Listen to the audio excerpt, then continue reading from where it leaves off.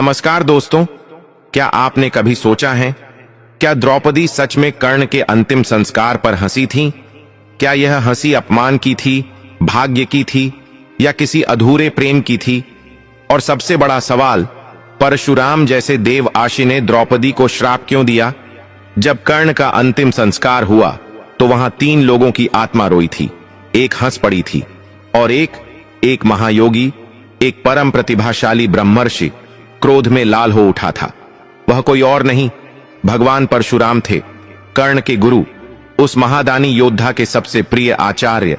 और उसी चिता के पास जहां कर्ण की लपटें उठ रही थीं, परशुराम ने एक ऐसा भयावह श्राप दिया जिसने पांडवों का भविष्य हिला दिया, जो आज भी इतिहास के पन्नों में दबा है। पर श्राप किसे मिला, क्यों मिला, और द्रौपदी हंसी क्यों? यही इस कहानी का पर्दा है जिसे अब उठाते हैं। अध्याय 1। कुरुक्षेत्र की वह सुबह। युद्ध खत्म हो चुका था। लाशों के ढेर में बस हवा बची थी, जो सड़ते मांस की गंध से भारी हो चुकी थी। कभी गर्व से सिर उठाने वाली धरती अब श्मशान बन चुकी थी। लेकिन उस मसान में एक चिता थी जो बाकी सबसे अलग थी, जिसकी लौ बाकी से ऊंची थी, जिसका धुआं आकाश की ओर नहीं मानो देवलोक की ओर जा रहा था। वह चिता कर्ण की थी, मृत्यु के बाद भी ऐसा तेज कि कुछ पलों के लिए सूर्य की लाली भी फीकी पड़ गई। लेकिन उस चिता के पास एक ऐसा दृश्य दिखा जिसने पवन को भी सर्द कर दिया। अध्याय 2। द्रौपदी का आगमन। पांडव दूर खड़े थे। भीम के चेहरे पर ग्लानि थी, अर्जुन के अंदर पश्चाताप, युधिष्ठिर के अंदर कांपती हुई शर्म। और तभी धीमे पांवों से द्रौपदी वहां आई।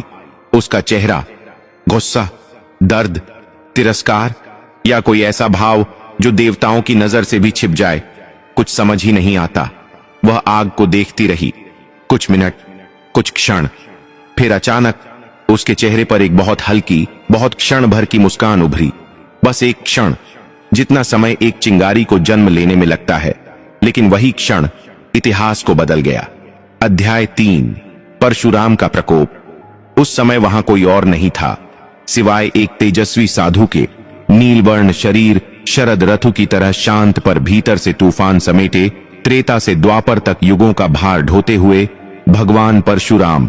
हाँ, वही परशुराम जिन्होंने कर्ण को शाप दिया था कि जब हथियार की सबसे जरूरत होगी तब वह उन्हें पहचान नहीं पाएंगे। अब वही गुरु अपने शिष्य के अंतिम संस्कार पर खड़े थे। कर्ण के शरीर की लपटें उनकी आंखों में चुभ रही थीं, और जैसे ही द्रौपदी की वह मुस्कान उनके ध्यान में आई, उनके भीतर के